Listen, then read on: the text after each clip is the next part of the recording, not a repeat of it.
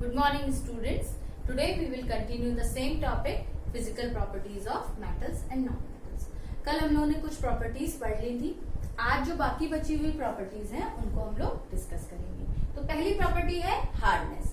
Hardness मतलब metal या non metal किस तरीके से कितने हार्ड होते हैं, है ना, ये हम लोग इसमें देखेंगे.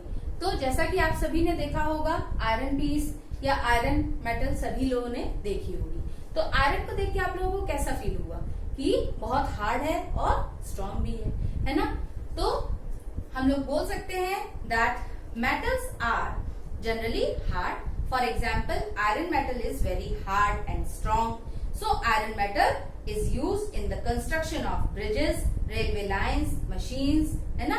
तो इसीलिए आयरन मेटल जो होती है वो जनरली कहाँ कहाँ यूज किया जाता है इसको, construction of bridges, buildings and railway lines. तो आयरन बहुत हार्ड और स्ट्रॉन्ग मेटल होती है.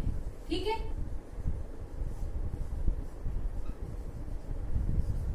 और अगर हम लोग मेटल में देखें तो कुछ मेटल्स ऐसे भी होते हैं जो कि सॉफ्ट होते हैं, जैसे कि सोडियम Na बोलते हैं, जैसे पोटेशियम. ठीक है. ये ऐसे इतने सॉफ्ट मेटल्स होते हैं कि इनको इजीली हम लोग नाइफ से कट कर सकते हैं. और ये जनरली हम लोगों को कहाँ देखने को मिलते हैं, हमारी केमिकल लैब में देखने को मिलते हैं. तो जब स्कूल खुलेंगे तो मैं जरूर आप लोगों को दिखाऊंगी कि सोडियम कितनी इजीली नाइफ से कट हो जाता है. अब हम लोग बात करते हैं नॉन मेटल्स की. तो नॉन मेटल्स कैसे होते हैं, उनकी हार्डनेस कैसी होती है. Non metals are not hard और strong.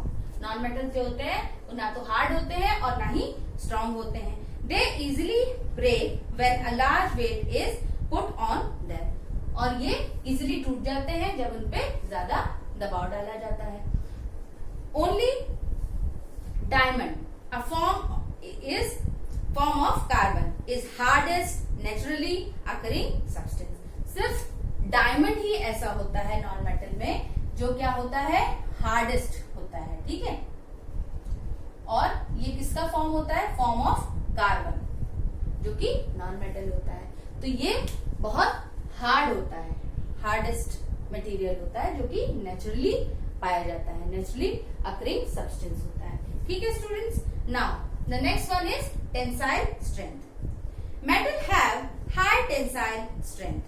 Metals are very strong.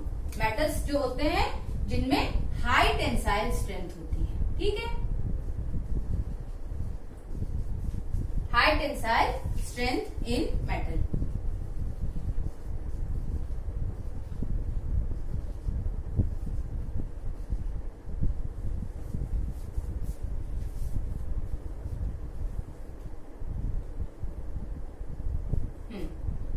Now और जब हम लोग बात करते हैं एग्जाम्पल की, तो iron can bear a lot of stress. Iron जो होता है वो लॉट ऑफ स्ट्रेस बियर कर सकता है, जैसा कि अभी हम लोगों ने हार्डनेस में पढ़ा. और इसीलिए आयरन का यूज इसमें किसमें किया जाता है, construction of buildings, construction of bridges and railway tracks. और जब हम लोग बात करते हैं नॉन मेटल की, तो ऑब्वियसली नॉन मेटल कैसे होते होंगे, non metals have low tensile strength. Non metals में क्या होता है, लो टेंसाइल स्ट्रेंथ होती है, लो टेंसाइल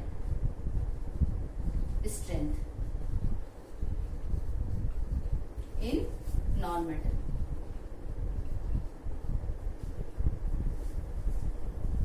क्यों ऐसा होता है, क्योंकि ये इजिली टूट जाते हैं, है ना. Non metals can easily be broken.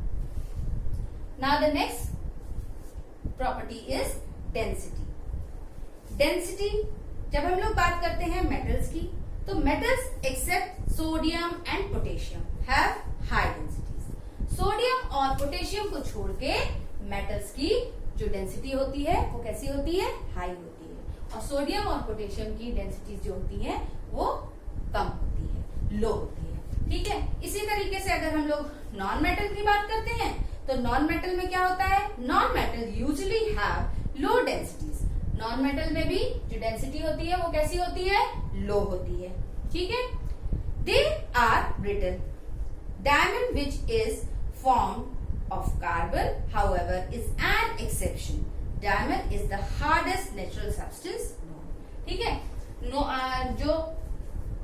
Non metal होते हैं उनकी डेंसिटी कैसी होती है, लो होती है।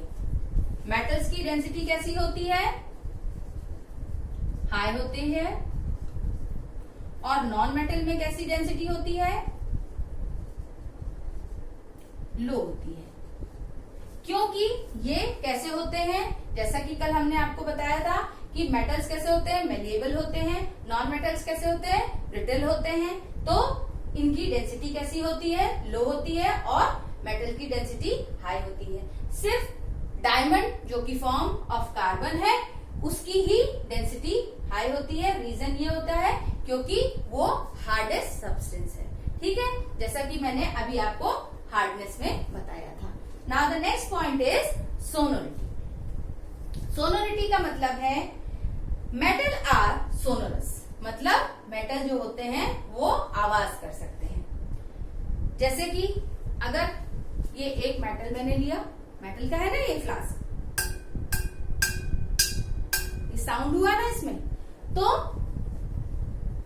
जब मेटल पे हम लोग कुछ चीज से जोर लगाते हैं तो उसमें साउंड होता है। तो इसी वजह से आप लोगों ने देखा होगा, आप लोगों के यहाँ विंड चाइम्स होंगे, बेल्स होंगी, तो वो जनरली किसकी बनती है, मेटल की बनती है ना। या गिटार में जो वायर लगता है या जो भी म्यूजिकल इंस्ट्रूमेंट में जो वायर्स लगते हैं वो किसके होते हैं, मेटल के होते हैं। क्योंकि मेटल में ही टेंडेंसी होती है, मेटल का ये नेचर होता है कि वो सोनरस होते हैं, वो साउंड प्रोड्यूस करते हैं। ठीक है, तो सोनोरिटी का मतलब ये है। Metals are sonorous. Metals, when hit by hammer, produce a ringing sound. That's why metals are used for making bells and wires for musical instruments. है ना। और नॉन मेटल की बात अगर हम लोग करें तो non metal do not produce sound when hit with an object, that is non-metal are non-sonorous. तो नॉन मेटल पे जब हम लोग हिट करते हैं तो क्या होता है, वो टूट जाते हैं ना। तो इसलिए हम लोग बोल सकते हैं कि नॉन मेटल्स जो होते हैं वो नॉन सोनरस होते हैं और मेटल जो होते हैं वो सोनरस होते हैं। Now the next and last property is conductivity. Conductivity का मतलब कि metals are good conductor of heat and electricity. Metals जो होते हैं they are good conductors of heat and electricity. तभी तो मेटल के वायर यूज किए जाते हैं। जो इलेक्ट्रिसिटी वायर होते हैं ना, तो उसमें किसके वायर होते हैं, कॉपर वायर होते हैं, एल्यूमिनियम वायर होते हैं, है ना। तो इसलिए मेटल जो होते हैं वो गुड कंडक्टर ऑफ इलेक्ट्रिसिटी होते हैं। इसमें हम लोग देखते हैं कि जो सिल्वर वायर होता है वो भी, और एल्यूमिनियम वायर, सिल्वर वायर, तो ये for example silver is the best conductor of heat followed by copper. Aluminium and iron are also good conductors. तो क्या होते हैं, कॉपर Cu, Ag यानी सिल्वर, एल्यूमिनियम Al, आयरन यानी Fe, तो these are good conductor of heat. But non-metals are poor conductor of heat and electricity. Diamond is the only non-metal which is a good conductor of heat. Diamond है तो वो non-metal, मगर it is a good conductor of heat. This is the exception case. हाँ, इसी तरीके से जो graphite होता है वो गुड कंडक्टर होता है इलेक्ट्रिसिटी का, बल्कि जबकि वो भी नॉन मेटल है। ठीक है, तो ग्रेफाइट और डायमंड किसका गुड कंडक्टर होता है, हीट का, और जो ग्रेफाइट होता है वो गुड कंडक्टर होता है इलेक्ट्रिसिटी का।